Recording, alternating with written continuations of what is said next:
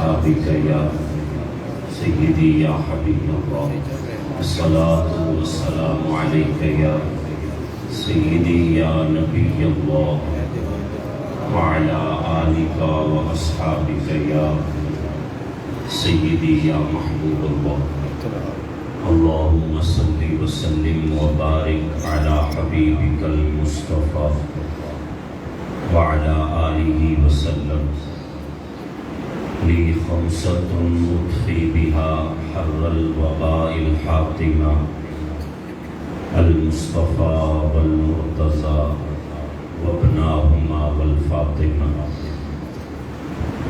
حمد و صلاة کے بعد قابل صد عزت و احترام معززین حاضرین و سامعین کرام، ماہانہ درس قرآن و حدیث کی اس نشست میں ایک مرتبہ پھر اللہ کی توفیق خاص سے ہم سب کچھ دین کی باتیں سیکھنے سکھانے کے لیے جمع ہیں۔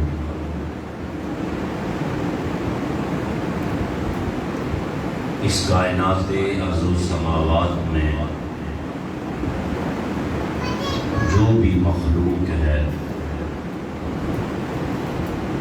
سب کی منزل، سب کا مقصد ایک ہی ہے۔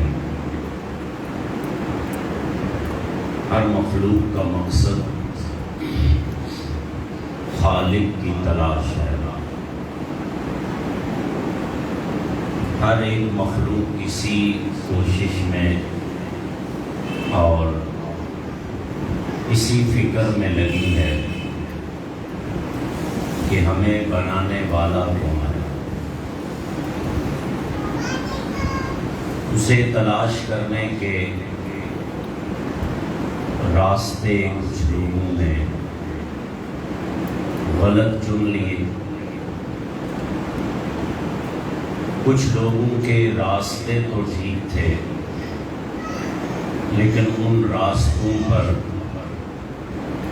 چلنے کا صحیح انداز نہ سیکھ پائے، تو وہ لوگ اس منزل تک، اس مقصد تک، اس مشن تک نہ پہنچ پائے اور اپنی اس غلط منزل پر پہنچ کر انہوں نے اسی کو ہی اپنا خالق اور مالک سمجھ لیا۔ اللہ رب العزت نے مخلوقات کو بنانے کے بعد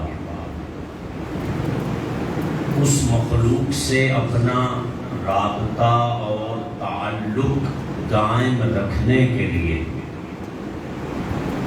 اپنے ہی بندوں میں سے کچھ خاص بندوں کو منتخب کیا اور انہیں ایک خاص قسم کا مقام دیا جسے مقام نبوت کہتے ہیں، مقام رسالت کہتے ہیں۔ یہ اس کی مخلوق میں سے ہی من انفسکم، اس کی مخلوق میں سے ہی کچھ لوگ تھے جنہیں اللہ نے وہ کمال دے رکھا تھا جو کسی کو نہیں دیا تھا، اور ان کو اپنی ہی مخلوق میں سے چننے کا مقصد مخلوق کا اپنے ساتھ ربط، تعلق اور واسطہ قائم رکھنا تھا۔ یہی وجہ تھی کہ ان لوگوں کے لیے خاص طور پر بات چیت کا بھی دروازہ کھول دیا۔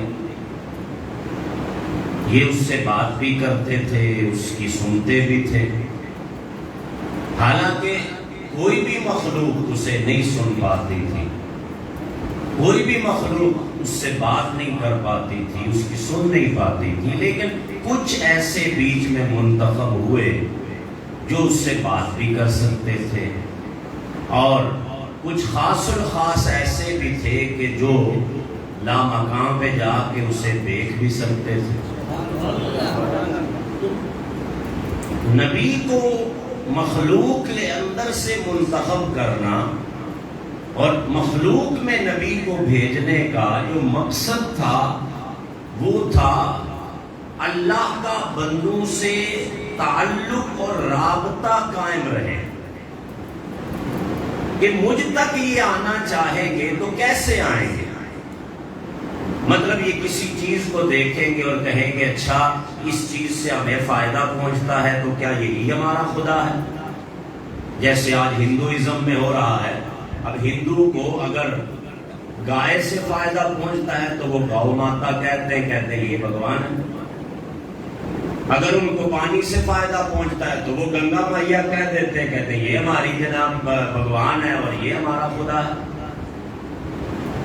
تو مطلب یہ ہے کہ اللہ کا بندوں سے جو ربط اور تعلق قائم ہوتا ہے، یہ رابطہ اور تعلق قائم کرنے کے لیے رب نے جو طریقہ اور جو راستہ دیا مخلوق کو، وہ راستہ صرف اور صرف نبوت کا راستہ تھا، کہ جن لوگوں سے رب بات کرتا اور وہ ہم سے کرتے، جن لوگوں کو رب کچھ بتاتا اور وہ ہمیں بتاتے، وہی صرف اسی پر آتی تھی، کسی اور پر نہیں آتی تھا، کیونکہ نبی کی تعریف ہی وہ ہے کہ اس پر وحی آئے گی، تو سب پر وحی آئے گی تو پھر نبی کون ہوگا اور امتی کون ہوگا؟ اس لیے ساری مخلوق میں ایک ہی ہوتا ہے جس پہ وحی آتی ہے اور اسے نبی کہتے ہیں، اور وحی کیا ہے؟ رب اس سے باتیں کرتا ہے۔ اللہ رب العزت سے تعلق قائم کرنے کا جو واحد راستہ ہے وہ نبوت کا راستہ ہے، وہ رسالت کا راستہ ہے۔ اگر یہ راستہ بیچ میں سے نکل جاتا ہے تو پھر جس کو تم مانتے ہو وہ خدا ہے بھی کہ نہیں، اس کی بھی کوئی گارنٹی نہیں۔ اب یہ اس نبوت کے راستے سے ہٹ کر جس مخلوق نے اپنے خالق کو ڈھونڈنا چاہا، انہیں پھر کسی کو 2 نظر آئے، کسی کو 3 نظر آئے، کسی کو لاکھوں نظر آئے، کسی کو کروڑوں نظر آئے، کسی کو ہر ایک میں نظر آ گیا، اور کوئی ڈر سے کسی کو پوج رہا ہے، کوئی کسی کو پیار سے پوج رہا ہے۔ آگ کی بھی پوجا شروع ہوگی، کیوں جی یہ جلا دیتی ہے، اس کی پوجا کرو جلائے نہ، فائدہ دینے والے کی پوجا کرو تاکہ وہ فائدہ دے، اور نقصان دینے والے کی پوجا کرو تاکہ وہ نقصان نہ دے۔ ہر ایک کے سامنے سر جھکاتے پھریں گے۔ اگر بیچ میں سے منصب نبوت اور منہاج نبوت، جسے یعنی نبوت کا راستہ، اگر وہ نکل جاتا ہے تو پھر آپ جو ہے، وہ اقبال نے کہا تھا کہ یہ ایک سجدہ جسے تو گراں سمجھتا ہے، 1000 سجدے سے دیتا ہے آدمی کو نجات۔ کہ یہ ایک سجدہ ہے، تو یہ مسلمان خوش بخت ہے کہ تو ایک کے آگے سر جھکاتا ہے۔ شکر ادا کیا کر انہیں دیکھ جو ہر ایک کے آگے جھکائے پھرتے ہیں، جو ہر ایک کے سامنے سر جھکا لیتے ہیں۔ شکر کر تو وہ ہے جو ایک کے سامنے جھکاتا ہے، اور تجھے پھر بھی گراں لگتا ہے، پھر بھی تجھے مشکل لگتی ہے اس کے سامنے جھکانا سر۔ گویا یوں سمجھ لیں آپ کہ مخلوقات جو بھی کر رہی ہیں، مثلا ہندو اگر مندر بناتا ہے، ہندو اگر چڑھاوے چڑھاتا ہے، منتیں مانتا ہے، کچھ بھی کر رہا ہے، مقصد وہی ہے، مقصد یہی ہے کہ خالق کا پتہ چل جائے، خالق کا قرب مل جائے، ہمیں بنانے والے کے ہم محبوب بن جائیں، اس کے پیارے ہو جائیں۔ ہم کیوں کرتے ہیں سب کچھ؟ ہم مسجد بناتے ہیں، ہم نماز روزہ حج زکات کیوں کر رہے ہیں؟ یہی مقصد ہے، یہی وجہ ہے کہ ہم اس کے پیارے ہو جائیں، ہمیں خالق کی معرفت ہو جائے، خالق کی محبت نصیب ہو جائے، اس کی پہچان ہو جائے، اور اس سے ہماری محبت ہو جائے، قرب ہو جائے۔ ظاہر سی بات ہے، پہلے پہچان ہوتی ہے پھر محبت ہوتی ہے۔ آپ ایک شخص کو جانتے ہی نہیں ہیں تو آپ اس سے محبت بھی نہیں کر پائیں گے، تو پہلے معرفت الہی حاصل ہوتی ہے پھر محبت الہی نصیب ہوتی ہے۔ اب معرفت الہی کیسے نصیب ہوگی اور محبت الہی کیسے نصیب ہوگی؟ یوں سمجھ لیں آپ کے تمام عبادتوں کا، ہمارے تمام اعمال کا مقصد جو ہے وہ پہلے معرفت الہی ہے اور پھر محبت الہی ہے۔ لیکن یہ حاصل کیسے ہو؟ کیسے پہچانیں گے ہم کہ ہمارا رب کون ہے؟ وہ معرفت الہی حاصل کیسے ہوگی؟ جس کے بعد ہمیں محبت الہی ملنی ہے، جس کے بعد ہمیں قرب الہی ملنا ہے۔ دیکھو نا، کہتے جانو، پہلے جانو پھر مانو۔ اور پھر دوسرا جملہ صوفیاء یہ بولتے ہیں کہ جو جتنا جانتا ہے وہ اتنا ہی مانتا ہے۔ جس رب کو ہم مانتے ہیں اسی کو غوث اعظم بھی مانتے تھے، لیکن ہمارا ماننا اور ان کا ماننا ایک جیسا کرتا ہے۔ ہم پر عشاء مشکل ہے اور وہ 40 سال عشاء کے وضو سے فجر بھی پڑھ رہے ہیں، تو کیوں؟ اس ایک ہی تو رب ہے، اسی کو وہ بھی مان رہے ہیں، اسی کو ہم بھی مان رہے ہیں، لیکن یہ ماننے کے لیول میں فرق کیوں ہے؟ کہا اس لیے کہ جاننے کے لیول میں فرق ہے۔ جاننے کے لیول پہ فرق ہے، کیونکہ ہم جتنا جان رہے ہیں اتنا ہی مان رہے ہیں، اور اللہ کے ولی اسے جتنا جانتے ہیں وہ اس لیول پہ اسے مانتے ہیں۔ جو جتنا جانے گا وہ اتنا مانے گا۔ تو پہلے جاننا ہے، پہلے معرفت الہی ہے، پھر ماننا ہے، پھر محبت اور قرب، اس کی منزل حاصل ہوتی ہے۔ اب یوں سمجھ لیں آپ کی بنیاد اور جڑ جو ہے وہ اس کی پہچان ٹھہرا کہ اس کی پہچان ہونی چاہیے، پھر ہی آگے بات چلے گی، پھر ہی آپ کی نماز کا فائدہ ہے، پھر ہی آپ کے روزے کا فائدہ ہے۔ اگر آپ اس کو پہچانے بغیر ہی نمازیں پڑھ رہے ہیں تو کس کو سجدہ کر رہے ہو؟ کوئی پوچھ لے کہ جی پتہ نہیں کیوں کر رہے ہیں، تو کیا سجدہ ہوگا وہ اور کیا عبادت ہوگی وہ جو آپ بغیر اپنے رب کو جانے ہی کر رہے ہیں، بغیر پہچانے ہی کر رہے ہیں؟ معرفت الہی کے بغیر ہی آپ کی گئی عبادتیں کس کام آنی ہے جب آپ کو پتہ ہی نہیں ہے میں کس کو سجدہ کر رہا ہوں، جب آپ کو پتہ ہی نہیں ہے کہ وہ میرا رب کس شان والا ہے جس کی میں عبادت کر رہا ہوں، تو آپ کی عبادت میں لذت کہاں سے آئے گی؟ آپ کی عبادت میں ذوق کہاں سے پیدا ہوگا جب آپ کو یہ علم ہی نہیں ہے کہ جس کی آپ عبادت کر رہے ہو وہ کیسا ہے؟ تو کیسے پتا کریں، کیسے پتا کریں ہم اس معرفت الہی کیسے حاصل کریں، کیسے جانیں کہ وہ کیسا ہے؟ تو صوفیاء کہتے ہیں کسی کی معرفت حاصل کرنے کا سب سے آسان طریقہ یہ ہے کہ اس کی پسند اور ناپسند کو معلوم کرو۔ کیا کرو؟ اس کی پسند اور ناپسند کو۔ یہ آسان طریقہ ہے، سب سے آسان طریقہ ہے کسی کی معرفت کا، کسی کے قرب کا، کسی کی نظر میں آنے کا، کہ اس کی پسند اور ناپسند معلوم کرو، تلاش کرو کہ وہ جس کو میں عبادت کرنی ہے، وہ جس کی مجھے محبت اور قرب چاہیے، اسے کیا کیا پسند ہے اور اسے کیا کیا ناپسند ہے۔ کسی کی پسند سے اس کی ذات کا پتہ چلتا ہے، کسی کی ناپسند سے اس کے مقام کا پتہ چلتا ہے۔ تو معرفت الہی کے لیے بنیاد یہ بنا کہ ہمیں یہ پتہ کرنا ہے کہ ہمارے رب کو کیا پسند ہے اور ہمارے رب کو کیا کیا ناپسند ہے۔ یہ ہے معرفت الہی۔ باقی اگر آپ کہیں کہ وہ دکھتا کیسے ہے تو لا تدریکہ الابصار، آپ دیکھ نہیں سکتے اسے سنیں گے آواز کیسی ہے تو وہ آواز سے پاک ہے، وہ چلتا پھرتا کیسا ہے تو وہ اس سے پاک ہے، تو اسے پہچانے کیسے؟ کہا یہ طریقہ ہے سب سے آسان کہ اس کی پسند اور ناپسند کا پتہ کریں، تو آپ کو اس کی پسند اور ناپسند سے اس کی معرفت نصیب ہوگی۔ یعنی اس کی پسند اور ناپسند کا پتہ کرنا معرفت الہی ہے، اور اس کی پسند کو پسند کر لینا اور اس کی ناپسند کو ناپسند کرنا یہ محبت الہی۔ اس کے بغیر کوئی عبادت نہیں ہے، اس کے بغیر کوئی لذت نہیں ہے، اس کے بغیر کوئی نماز روزہ حج زکوٰۃ کا تصور ہی بیکار ہے کہ اگر آپ سب سے قبل اس کی پسند اور ناپسند کو نہیں جانتے اور اس کے بعد اس کی پسند آپ کو پسند نہ ہو اور اس کی ناپسند آپ کو ناپسند نہ ہو. کہیں ایسا نہ ہو کہ جو اسے ناپسند تھا وہ آپ کو پسند ہو، اور جو اسے پسند ہے وہ آپ کو ناپسند ہو. تو نہ معرفت نصیب ہونی ہے، نہ محبت الہی نصیب ہونی ہے. عبادت کی غرض بھی معرفت ہے. ہر ایک عمل کی غرض جو ہے وہ بس اس کا قرب، اس کی معرفت، اس کی پہچان ہے. اور اس کا واحد ذریعہ یہ ہے کہ اس کی پسند اور ناپسند کو معلوم کریں، اور اس کی پسند کو آپ بھی پسند کریں، اور اس کی ناپسند کو آپ بھی ناپسند کریں. اس لیے معاشرتی حوالے سے اصلاحی پہلو جو ہے وہ ہم کئی ایک مہینوں سے ذکر کرتے آ رہے تھے، جو ہم نے پیدائش سے وصال تک تمام سٹیپ بائی سٹیپ ہم نے وہ ذکر کیے ہیں.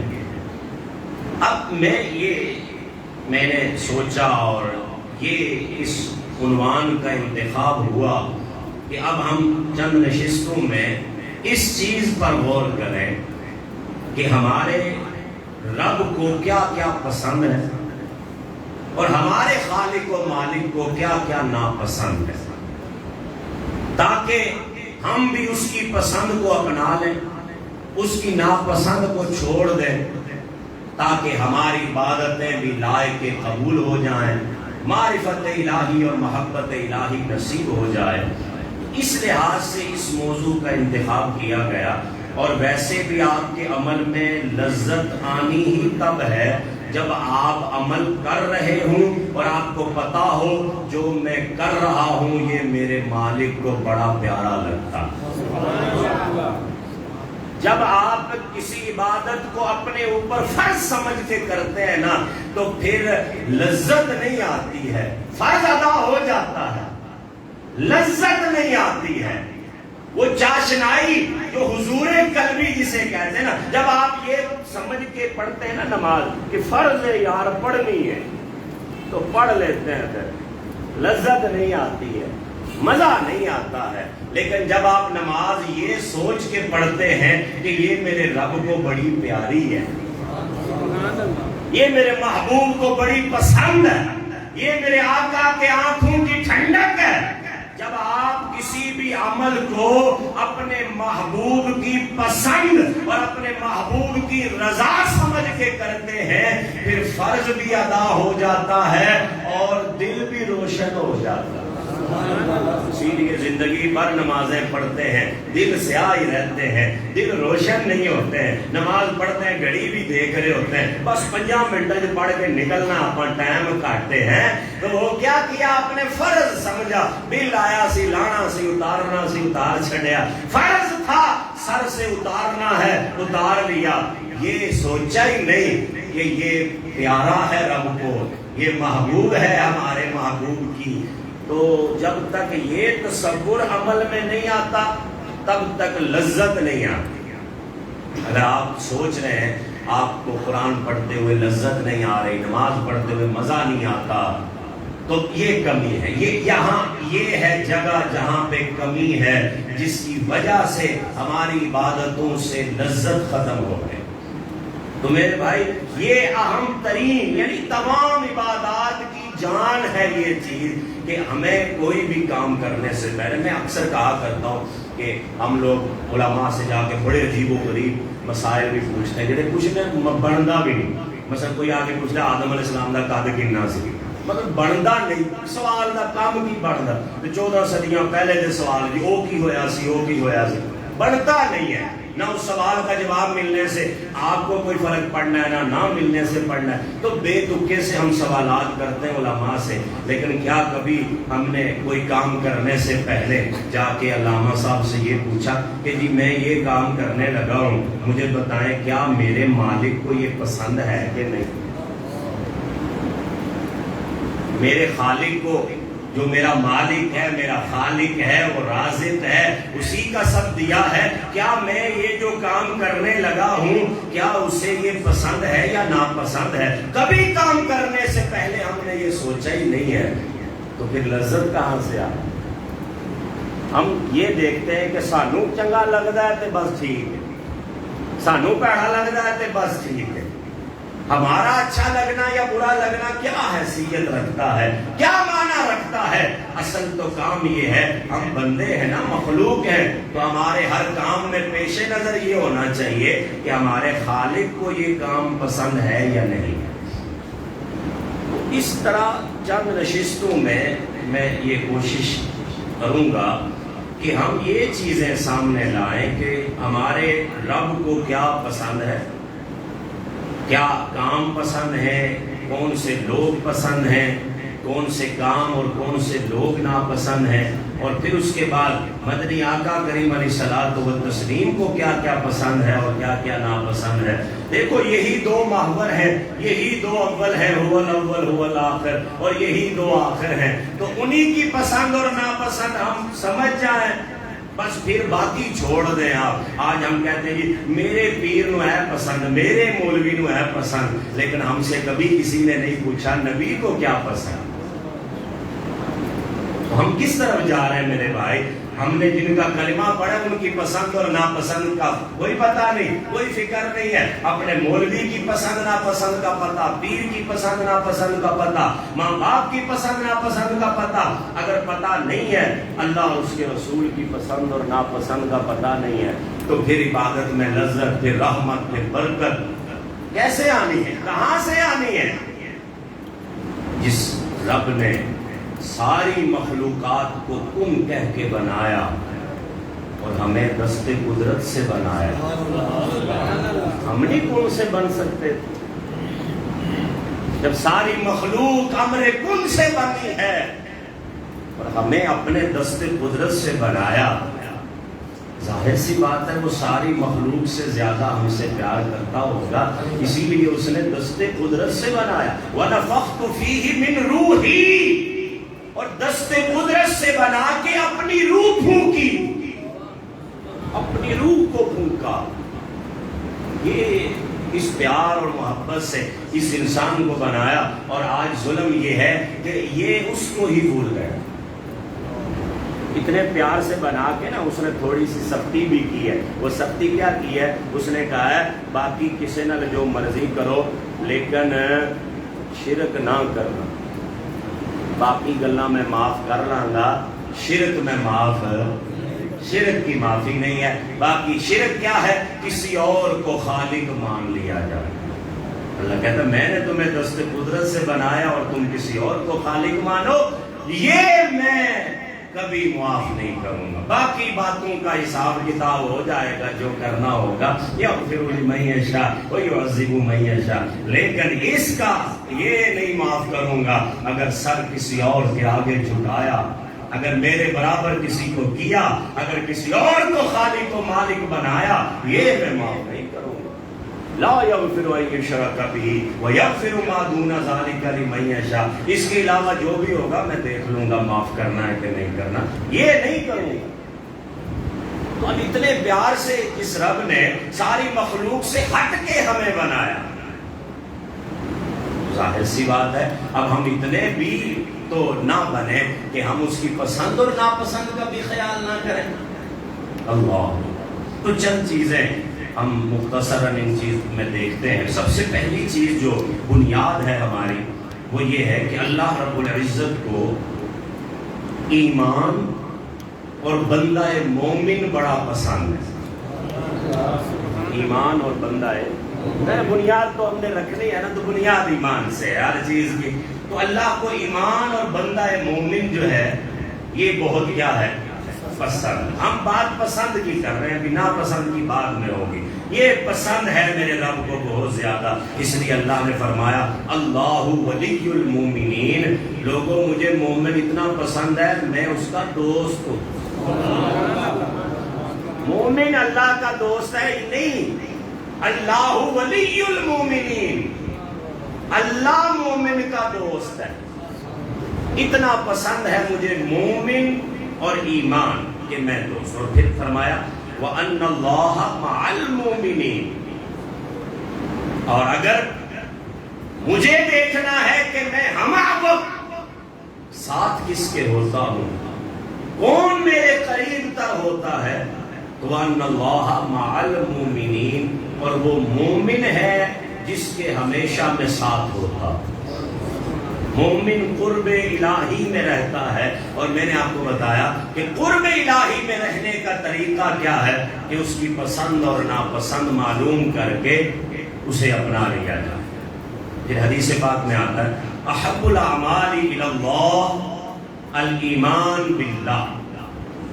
سب سے اللہ کے نزدیک سب سے پیارا، اب یہ پسند کی بات ہو رہی ہے، سب سے پسندیدہ جو عمل ہے وہ ایمان باللہ ہے. اللہ پر ایمان لانا یہ میرے رب کو سب سے پسند ہے. ایمان کیا ہے؟ ایمان کیا ہوتا ہے زیادہ ڈیٹیل میں نہیں جاؤں گا، کیونکہ پھر ایک پسند پہ ہمیں ایک درس درکار ہے، اور درس بھی مہینے بعد ہوتا ہے. اسی کل دی بھلی ہوندی ہے سانوں تک مہینے دی کتوں یاد رہنی، اگلے مہینے میں آ کے گل کراں پچھلے مہینے دی کتنے اللہ معاف. تو یہاں ہمیں کل کی بھولی ہوتی ہے. بھولی نہ ہو تو ملک کے یہ حالات ہیں. اگر ہمیں یاد ہوں گزرے ہوئے 75 سال تو ملک میں انقلاب نہ آ جائے، نظام نہ بدل جائے، لیکن ہم 5 سال بعد بھول جاتے ہیں کہ کیا ہوا تھا ہمارے ساتھ. تو ہم ہیں ہی ایسے. بہرحال زیادہ ڈیٹیل میں نہیں جاتا ہوں. ایمان مطلب ہے امن، خوف، ڈر، وحشت، ہیبت ختم ہو جائے اور اطمینان و سکون نصیب ہو جائے، اسے امن کہتے ہیں. اور بندہ مومن جو ہے وہ ایمان لانے کی وجہ سے آخرت کے خوف و خشیت سے، آخرت کے ڈر اور آخرت کی ہیبت سے امن میں چلا جاتا ہے. اس کا دل اطمینان میں چلا جاتا ہے آخرت کے ڈر اور خوف سے. اس لیے اسے مومن کہتے ہیں کہ یہ امن میں چلا گیا. اور وہ امن کیا ہے؟ وہ دار الجزا کا عمل ہے. ورنہ دنیا کے اندر مومن اکثر آزمائش نہیں رہتا ہے. یہ آخرت کی بات. یہ تو ہے ڈکشنری میں مومن ایمان کیا ہوتا ہے. اب ایمان کی اصطلاحی تعریف جو ہمارے تمام عقائد کی کتب میں، شرح عقائد تک کی کتابوں میں موجود ہے، وہ ایمان یہ ہے کہ الایمان فی الشرع هو التصدیق بما جاء به النبی من عند اللہ تعالی. کہ ایمان یہ ہوتا ہے کہ جو چیز نبی اللہ کی طرف سے لائے اسے مان لینا، یہ ایمان کہلاتا ہے. اب یہ ایمان کی تعریف بتا رہا ہوں میں. تعریف کسی فرقے کی نہیں ہوتی، تعریف کسی مسلک کی نہیں ہوتی ہے. تعریف ہر چیز کی وہ مطلقاً ہوتی ہے. اب ایمان کی تعریف یہ ہے جو نبی لائیں اسے مان لو، یہ ایمان ہے. اب یہ ایمان میں نے وہ عبارت پڑھی ہے. مطلب یہ ہے کہ اگر آپ درمیان سے کسی بھی عمل کے درمیان سے نبی کا واسطہ اور وسیلہ نکال دیں تو وہ عمل ایمان سے نکل جائے.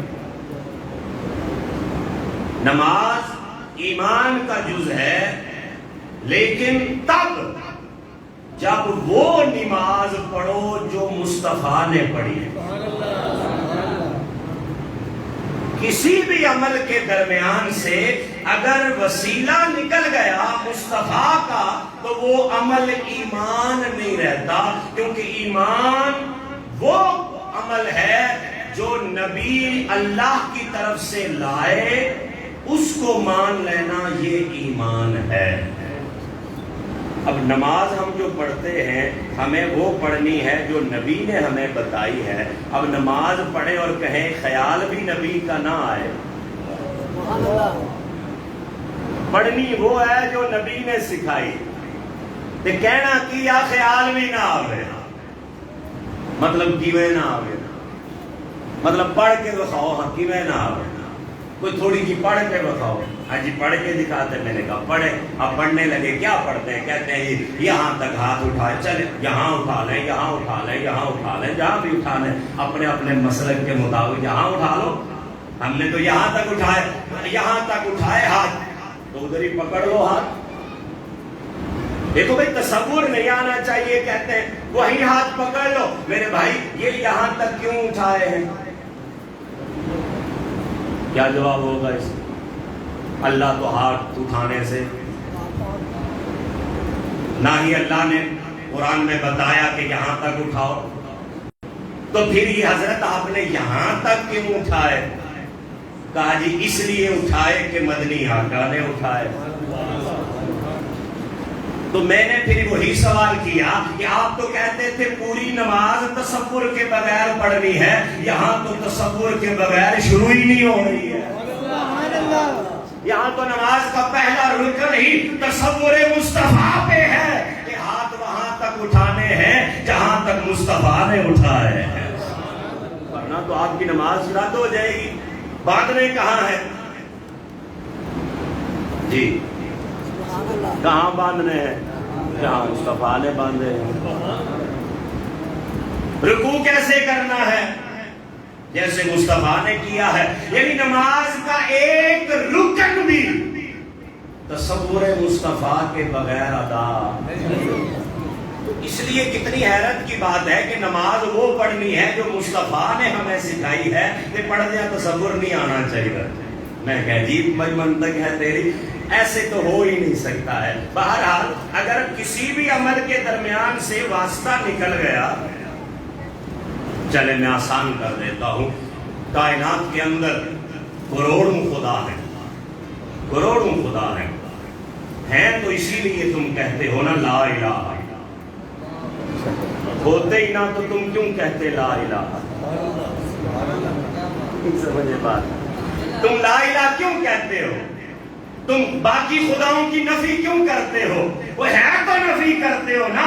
اگر کوئی ہوتا ہی نہ تو لا الہ کہنے کی ضرورت ہی نہ ہوتی، کیونکہ لا الہ تمہارا کلمہ تو نہیں ہے، الا اللہ تمہارا کلمہ ہے. تو لا الہ کیوں کہتے ہو؟ کیونکہ معبودان باطلہ بہت ہیں، بہت سے خدا ہیں جو باطل ہیں، جو مردود ہیں. ہم نے پہلے ان کا رد کرنا ہے، ہم نے کہنا ہے لا الہ. تو بہت سارے خدا لوگوں نے بنا رکھے ہیں، کروڑوں خدا بنا رکھے ہیں، لیکن کون سے خدا کو ماننا ایمان ہے؟ ہندو سے پوچھا، کہتا ہے رام کو ماننا ہے، کرشن کو ماننا ہے، یہ وشنو کو ماننا ہے، فلاں کو ماننا ہے، فلاں کو ماننا ہے. سکھ سے پوچھا، بدھ مت سے پوچھا، وہ کہتا ہے اس کو ماننا ایمان ہے، یہ کہتا ہے اس کو ماننا ہے، یہ کہتا ہے اس کو ماننا ہے، یہ کہتا ہے اس کو ماننا ہے. تو کہتا ہے اس کو ماننا. تو کیسے فائنل کر گیا کہ اس کو ماننا ایمان ہے؟ آپ کیسے فائنل کر گئے؟ ظاہر ہے وہ کہتا ہے، ہم کہتے ہیں ہمارا خدا بارش برساتا ہے، وہ کہتا ہے نہیں یہ تو رام بارش برساتا ہے. ہم کہتے ہیں ہمارے خدا نے زمین و آسمان بنائی، وہ کہتے ہیں یہ تو کرشن نے بنائی. تو پھر کیسے ثابت کرو گے؟ تو مطلب کون سے خدا کو ماننا ایمان ہے؟ تو کہا اس خدا کو ماننا ایمان ہے جس کا فتح محمد نے دیا ہے. اس کے علاوہ کوئی اور آپ ثابت نہیں کر سکتے ہیں، کیونکہ نہ آپ نے دیکھا ہے، نہ دکھا سکتے ہو، نہ سنا ہے، نہ سنا سکتے ہو، نہ چھوا ہے، نہ کسی کو مس کروا سکتے ہو. تو واحد یہی حل بتانا پڑے گا کہ اس خدا کو ماننا ایمان ہے جس کا پتہ محمد نے دیا ہے. یعنی اگر وسیلہ محمد کا نکل جائے تو توحید بھی ختم ہو جاتی ہے. خدا کو کیسے مانو گے؟ اسی لیے یہ جو کلمہ کی ترتیب ہے یہ غور کریں. لا الہ کوئی خدا نہیں ہے. ارے کوئی نہیں کہا، الا اللہ کہا، اللہ ہے کہا. اس کی دلیل کیا ہے؟ کہا محمد الرسول اللہ ہے. لا الہ الا اللہ کی دلیل محمد الرسول اللہ ہے. کیونکہ اگر محمد ہمیں نہ بتاتے کہ خدا ہے تو ہم کیسے جان پاتے کہ خدا ہے؟ تو ایمان کیا ہے؟ جو نبی لے کر آئے، جو نبی بتائے وہ ماننا ایمان ہے. آج مومن کہے میں کلمہ پڑھ لیا، میں مومن ہوں، اب مجھے نبی کی کیا ضرورت ہے؟ ہاں میرے بھائی، مومن کو تو آخر وقت تک نبی کی ضرورت ہے، کیونکہ ایمان ہوتا ہی تب ہے جب ہر عمل میں واسطہ اور وسیلہ مصطفیٰ کا آتا. اس کے بغیر تو عمل ہی نہیں ہوگا. پھر کیا صرف کلمہ پڑھ لیا تو آپ مومن ہو گئے؟ اقرار کر لیا تو مومن ہو گئے؟ اقبال نے کہا تھا خیرت نے کہہ بھی دیا لا الہ تو کیا حاصل، دل و نگاہ مسلمان نہیں تو کچھ بھی نہیں، زبان سے کہہ بھی دیا لا الہ تو کچھ نہیں ہونے والا ہے، چاہے نعرے لگاتے رہو، چاہے کلمے پڑھتے رہو، زبان سے کہنے سے آپ مومن نہیں بنیں گے۔ اس کے لیے آپ کے دل کی تصدیق بھی ضروری ہے، کیونکہ رب زبان کی بڑی کو نہیں دیکھتا ہے، وہ تمہارے دلوں کو دیکھتا ہے، وہ دل کے تقوی کو دیکھتا ہے۔ دل کی تصدیق بھی ضروری ہے، اور ہمارا عمل اور کردار بھی ضروری ہے کہ جس رب کو مانتے ہیں کیا اس کے حکم کے مطابق عمل بھی کرتے ہیں؟ آپ اپنے ماں باپ کے فرما بردار کب کہلاتے ہیں؟ جب آپ ان کی بات مانتے ہیں۔ صرف نعرے لگاتے رہیں کہ اے ساڈے والدین نے، اے ساڈے والدین نے، منو ایک بھی نہ والدین دی، تو آپ نافرمان ہیں۔ تو صرف دعویٰ کر لینے سے، اعلان کر لینے سے آپ مومن نہیں بنیں گے۔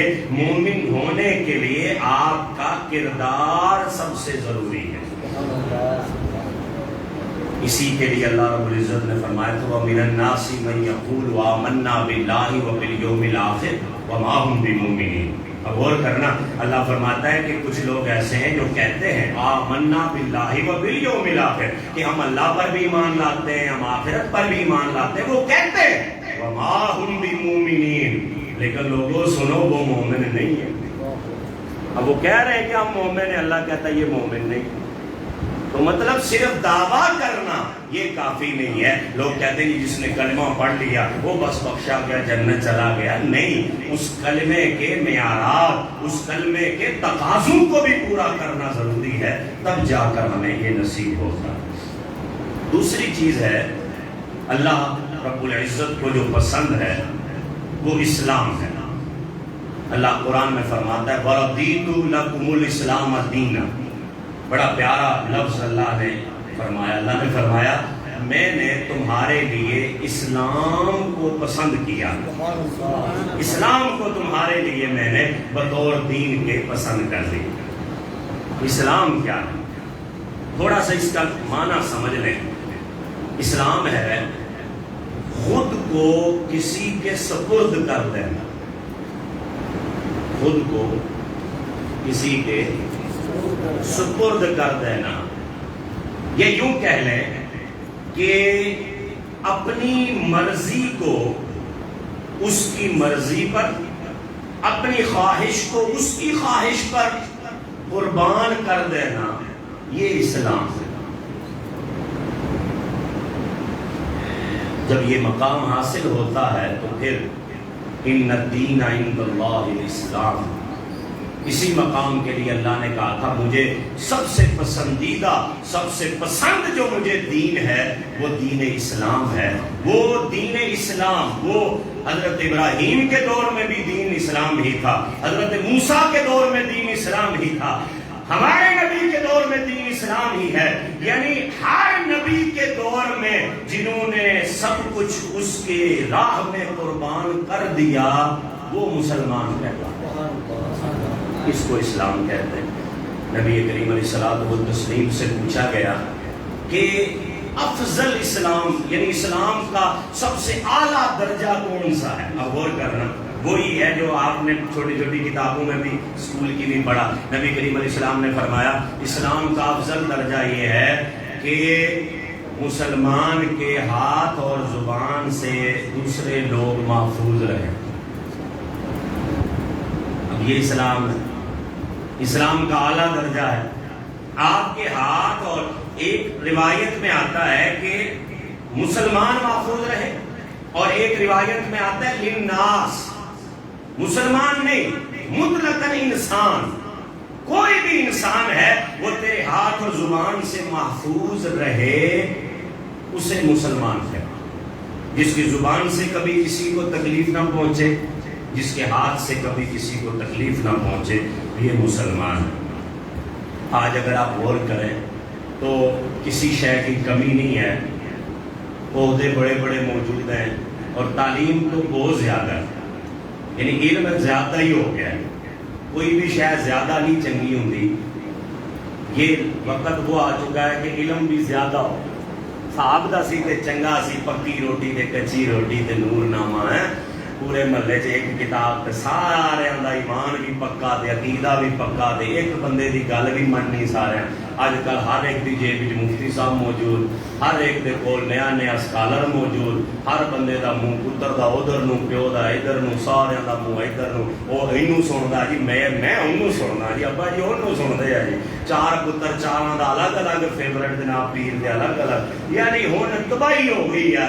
اور او دی وجہ کی ہو گئی؟ علم بہو ہو گیا, بہو علم ہو گیا. تو ہر چیز حساب ہی چنگی رہندی ہے. وہ شیطان کو بھی بہو ہو گیا سی نا, پتہ ایڈا زیادہ ہو گیا سی کہ وہ اللہ نو دلیلاں دین لگ پیا سی. اللہ نے پوچھا کیوں نہیں وہ کیتا سجدہ؟ کہتا میں ثابت کر سکتا ہوں میں نے کیوں نہیں کیا. اللہ نو کہنا تے پھر اللہ نے کہا ہاں کی دلیل ہے؟ کہنا خلقتنی من نار وخلقتہ من طین, تو نے مجھے آگ سے بنایا, اس کو مٹی سے بنایا, اور آگ جو ہے وہ مٹی سے افضل ہوتی ہے. حالانکہ آگ نہ بجھدی ہوئے تو مٹی پاؤ گی. یعنی بعض دفعہ بہت علم جو ہے نا عقل تو بھی پیدل کر چڑھتا, ہی نہیں سمجھ آئی بدبخت نو. اللہ کو دلیلیں دینے لگ پڑا, میں دلیل دے سکتا ہوں. بہو علم بھی جڑا نا وہ چنگا نہیں ہوتا. بہرحال اب ہر چیز کثرت سے موجود ہے, علم, عہدے, ڈگریاں. مفتی تو تھلے تے کوئی گل ہی نہیں, علامہ تو تھلے تے کوئی علامہ ہوندا. کبھی آپ نے علامہ بخاری کہا ہے؟ کبھی بولا ہو علامہ مولانا امام بخاری؟ بولتے نہیں. کبھی کہا ہو علامہ مولانا امام اعظم؟ کمال ہے, امام اعظم علامہ نہیں تے میں علامہ ہیں. امام بخاری علامہ مولانا نہیں تے میں علامہ تے مولانا. حد ہو گئی یار. تو لقب تو آج تھوک میں ملتے ہیں نا, جتنے اس دور میں لقب ہے اتنا تو کچھ بھی نہیں ہے. سب کچھ ہے, اگر کمی ہے تو وہ مسلمانیت کی ہے, اگر کمی ہے تو وہ اسلام کی. ایک شخص عالم ہے, مفتی ہے, مفسر بن چکا ہے, لیکن کمی کہاں ہے کہ وہ مسلمان نہیں ہے. کیونکہ مسلمان کی تعریف جو کثرت سے حدیث, اتنی زیادہ تواتر سے حدیث ہے کہ مسلمان وہی ہے جس کی زبان اور ہاتھ سے دوسرا محفوظ رہتا ہے. آج کون سے عالم کی زبان سے دوسرا محفوظ ہے؟ کون سے پیر کی زبان سے دوسرا محفوظ ہے؟ کون سے پڑھے لکھے شخص کی زبان سے اور اس کے ہاتھ سے دوسرا محفوظ ہے؟ آج دین کے نام پہ ہم جماعت بناتے ہیں اور لوگوں کو ڈنڈے مارتے ہیں. دین کے نام پہ ہم کام کرتے ہیں اور لوگوں پہ فتوے لگاتے ہیں. نہ آپ کے ہاتھ سے کوئی محفوظ ہے, نہ آپ کی زبان سے کوئی محفوظ ہے. تو عالم تو ہے, تو مفتی تو ہے, لیکن کاش کے تو مسلمان بھی ہو. اقبال نے اسی درد کو نا بڑے اپنے رنگ میں بیان کیا تھا. اقبال نے کہا تھا رہ گئی رسم آذان روح بلالی نہ رہی. اب اقبال صدی پہلے کا بندہ ہے, سوچو بلا صدی پہلے بھی ایسے حالات تھے تو آج کے حالات اقبال دیکھتا تو کیا کہتا. رہ گئی رسم آذان روح بلالی نہ رہی, فلسفہ رہ گیا تلقین غزالی نہ رہی. مسجد مرثیہ خواں ہے کہ نمازی نہ رہے, یعنی وہ صاحب اوصاف حجازی نہ رہے. شور ہے ہو گئے دنیا میں مسلمان نابود, ہم یہ کہتے ہیں کہ تھے بھی کبھی مسلم موجود. وضع میں تم ہو نصارا تو تمدن میں ہنود. یہ مسلمان ہیں جنہیں دیکھ کے شرمائے یہود, اور یوں تو سید بھی ہو, مرزا بھی ہو, افغان بھی ہو, تم سبھی کچھ ہو بتاؤ مسلمان بھی ہو. یہ درد بھرا وہ ایک جملہ کہہ گیا کہ تو سب کچھ ہے. سوال اقبال کا اتنا ہے, عالم ہے, مفتی ہے, ہوگا, سوال یہ ہے کیا تو مسلمان ہے؟ بس اتنا سا سوال. بس آخر میں ایمان اور اسلام کو دو چیزوں کو میں نے الگ الگ ذکر کیا. تو اس میں بعض لوگوں کا یہ نظریہ ہے کہ ایک ہی مطلب ہوتا ہے دونوں کا, ایمان اور اسلام کا. عام طور پہ جب ہم یہ لوگ یہ لفظ بولتے ہیں تو ایک ہی مطلب میں چلتا ہے ایمان اور اسلام. ہم مسلمان بھی کہہ دیتے ہیں اور مومن بھی کہہ دیتے ہیں, ہم فرق نہیں کرتے. معنی کے اعتبار سے فرق ہے, اور باقی بعض جگہوں پر ایک ہی طرح استعمال ہوا۔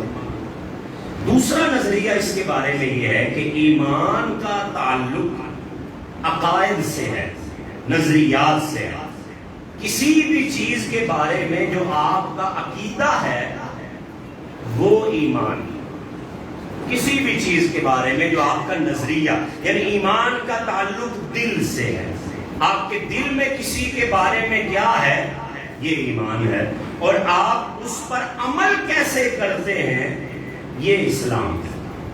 یوں سمجھ لیں آپ کہ نماز فرض ہے، یہ بات مان لینا ایمان ہے، اور نماز پڑھنا یہ اسلام ہے۔ کیونکہ جب ہم عمل کرتے ہیں تو تبھی ہم خود کو اس کے سپرد کرتے ہیں۔ صرف دل میں عقیدہ رکھ لینا کہ نماز ضروری ہے، اس سے کام نہیں بنے گا، بلکہ پڑھنی بھی پڑے گی، یعنی خود کو اس کے سپرد بھی کرنا ہے۔ نماز، روزہ، حج، زکوٰۃ ادا کرنا یہ اسلام ہے۔ اور اگر اس سے بھی سادہ لفظ میں بولوں ایمان اور اسلام کے لیے تو وہ یہ ہے کہ اللہ کو ماننا ایمان ہے، اور اللہ کی ماننا اسلام۔ اللہ رسول کو مان لو یہ ایمان ہے، اور اللہ اور اس کے رسول کی مانو یہ اسلام ہے۔ تو یہ دو چیزیں آج ہم نے ذکر کی ہیں جو ہمارے خالق و مالک کو پسند ہیں۔ اسی طرح انشاءاللہ چند چیزیں، چند لوگ جو میرے رب کو پسند ہیں اور جو ناپسند ہیں، ہم اس تسلسل سے انشاءاللہ ذکر کریں گے۔ اللہ عمل کی توفیق۔